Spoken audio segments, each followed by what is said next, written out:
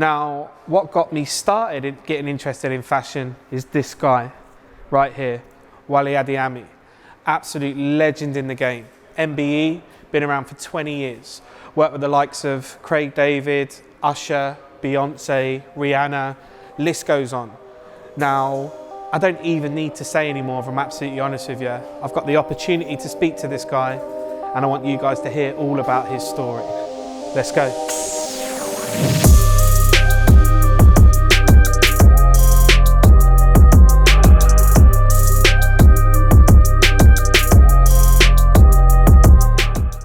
Hey Wale, thank you. First of all, just want to say a massive thank you for giving us this opportunity to speak in this environment. To say that I'm in the legend Wale's working environment, definitely. Messy environment. Yeah.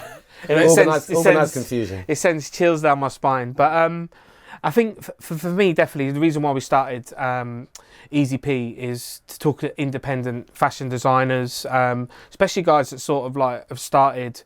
But when the opportunity came to get you on board, this is something that's just absolutely amazing. Thank you. I think the first thing I want to do after all this is like, where did it all start for yourself? Where did it all start? How long have you got? I mean, it kind of started like, I just started buying sort of second-hand clothing originally, taking it apart and then putting it back together again, almost like a jigsaw. So I wasn't really looking at it as a career or anything like that. It was just like something I enjoyed doing. I've always been into clothes, sneakers, and a friend of mine just said to me, why don't you start designing stuff? And I was like, designing me? I can't do that kind of thing. It was like a bit of a joke initially. And then I started to sort of get into it. And basically I started working with like a lot of unsigned acts, music acts that hadn't had deals and stuff. And some of my friends were managers and I'd be like, beg them, say, let me dress you, all right, let me dress you. So I started off with that. And then obviously experiment with friends. And then it just kind of grew really. I think I kind of grew with the scene because I think the whole kind of UK scene was pretty much non-existent. It wasn't really a business at the time. And I think as it sort of flourished and then I sort of grew with it. So I was quite lucky to be there from the beginning and to see, like with streetwear, it was mostly American brands that everyone used to aspire to be like. And that's what we was all chasing, that dream.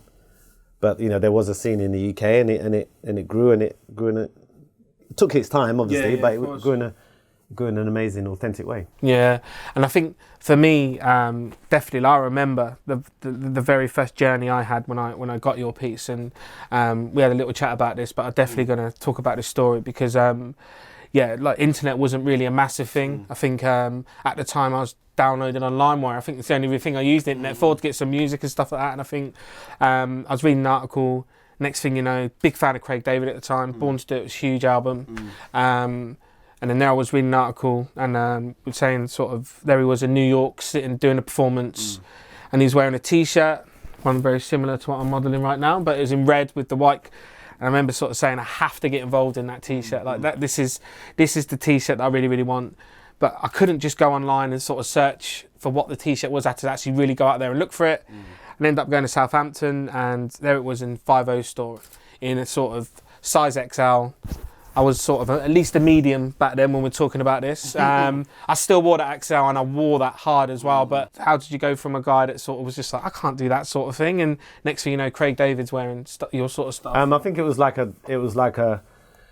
Obviously, Craig was the person that was on the stage in front of everyone, and but I think there was a lot of people on the underground scene that were wearing what we were doing, supporting what I was doing and stuff like that, which was great. But we wasn't really looking for like, famous people to wear it or stuff like that. It was just that was it. And when we initially did it, it didn't really do that well, to be fair. It was like, okay, and then I remember just keep working at it and just kept pushing and stuff, and then with anything, it just takes one thing, and then it kind of just goes like that kind of thing. So that was. It was an interesting time, really. I think, and obviously said about the internet, it was interesting because there was one website we used to sell to called Shotgun back in the day. And obviously I didn't know that much about the internet. I remember they used to come to the office and they were selling a lot of product. And I'd be like, I remember the people at my office, the team at the time was like, that guy's here, the guy who's got the internet. And we were like, internet? What's that? Kind of thing. But we didn't really take it serious. Yeah. And like they just had an online store and stuff like that, doing a lot of streetwear.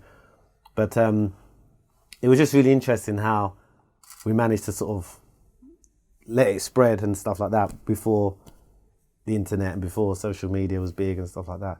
So it was good. So I think what was good, it was the same thing with sneakers though. You know, I was into my sneakers and stuff, and the same thing with sneakers. You had to search for these products. It was like, that was almost part of the journey. It was like actually getting it. It wasn't just like click the button. It was like actually, so when you saw someone on the street, you'd recognize him and say, okay, well, he's obviously been to this store, and then sometimes you pluck out the courage and say, where'd you get your so-and-so from, kind of thing. So it was all kind of like part of a movement and part of a culture, which was like ever changing. Looking back at it, garage scene was huge then. That was sort of the thing. Like, I know for me in that generation, like it was sort of Iron Apple was the place to be for sort of the holiday scene. But actually grabbing your clothes was also a big thing for me as well. Like how did you know when you started to where you are now? When did you actually think, this is it, I've made it? I don't think you ever think you've made it really, because I think you're always sort of looking on to the next thing and stuff like that. But I think for me, I think when the success of it, when I used to see it everywhere, it was almost like a virus kind of thing. Like I just see it everywhere. And then I think when people come up to you and they don't know it's your brand and stuff, like I remember I was on the subway tube one day and some guy come up to me and said, oh, where'd you get your Beckham jacket from? And I was like, and I was just like, that wow, guy. Kind of thing. I was like, wow, kind of thing. And just when you see just people wearing it and they don't know who you are and you're just walking around. And so I think that's when you sort of go, okay, this is, and then I think for me, it was quite a turning point when I went past, a friend of mine, Rami, said, oh, because we were doing children's work at the time, and we had it in Selfridge's window. I had it in Selfridge's, and they said, oh, we're going to do a little thing in the window. I was like, okay, cool. And a friend of mine, Rami, said, wait, oh my gosh, it's in Selfridge's. And it was like the full window, full life-size models of kids on guitars and stuff like that. And I was just like, wow, kind of thing. So, you know, it was there was so many different, like, and obviously at the time I was working with lots of different acts as well. Yeah. So it was just a very, very busy period of time, kind of thing. So it was good.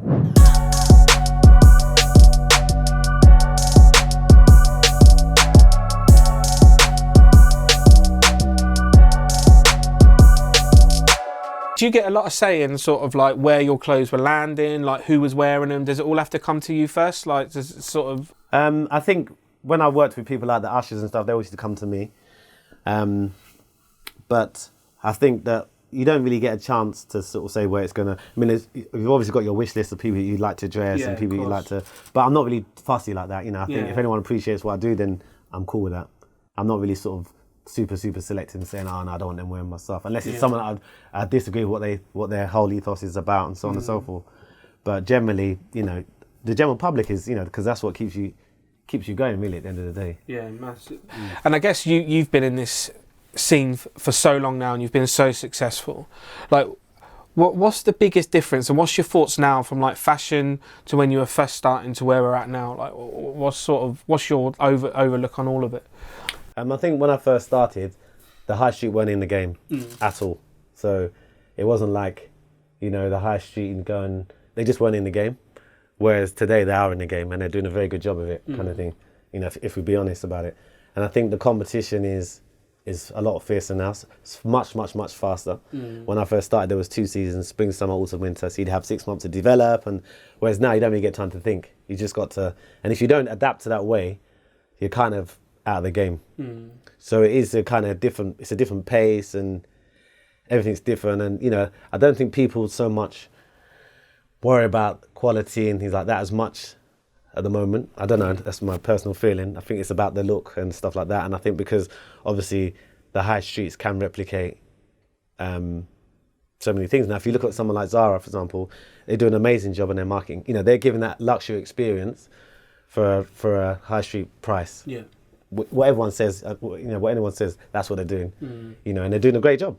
So if you think back in the day, they weren't really in that arena. Yeah, of course. So now they are. So so I think that's changed a lot of things.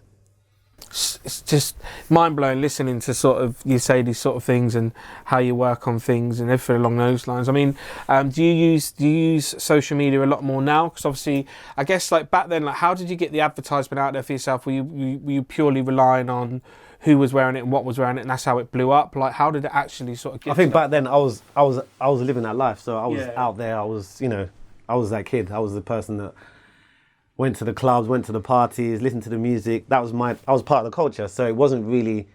It was just a natural thing for me. It wasn't like, okay, let's go in and see what these people are doing.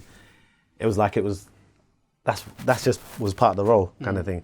So it was very different then. So, you know, you just kind of, I just kind of walked into it, but you know, they were my friends that I associated with and so on and so forth. So it all kind of fell together. Whereas now you have to be, you have to sort of kind of fight and kind of, you know, manage, you know, navigate your way through these things.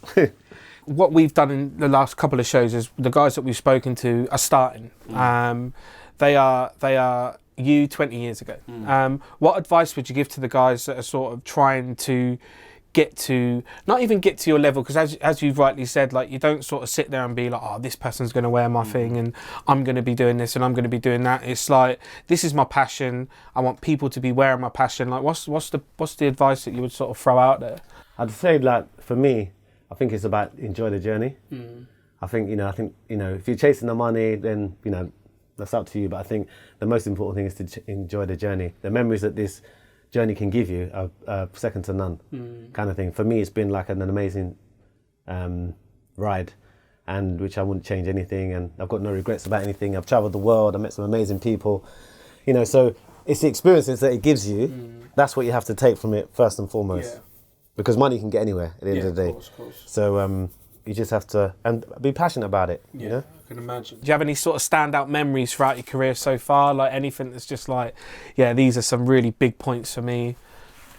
I've got quite a few, to be honest with you. I mean, you know, working with people like Beyoncé was amazing, and you know, Alicia Keys dressing up at the House of Lords, So Solid. You know, obviously being a massive part of the UK scene. Yeah.